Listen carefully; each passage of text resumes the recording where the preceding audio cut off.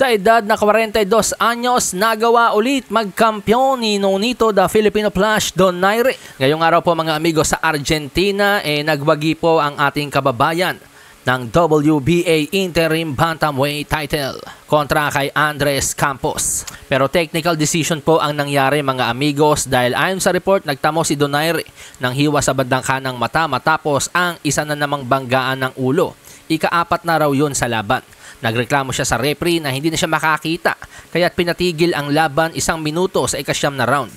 Kinuha ang scorecards kung saan lumamang si Donaire kontra kay Campos sa score na 88-83, 87-84 at 87-84. Lahat pabor kay Donaire, daan upang masungkit ang WBA Interim Bantamweight title. Ayon sa mga naunang report, next in line po si Donaire sa magwawagi sa sagupaan ni na Antonio Vargas, ang kasalukuyang Bantamweight champion, at ang Japanese na si Daigo Higa sa darating na July 30. Malasahin ang baraha, patunayan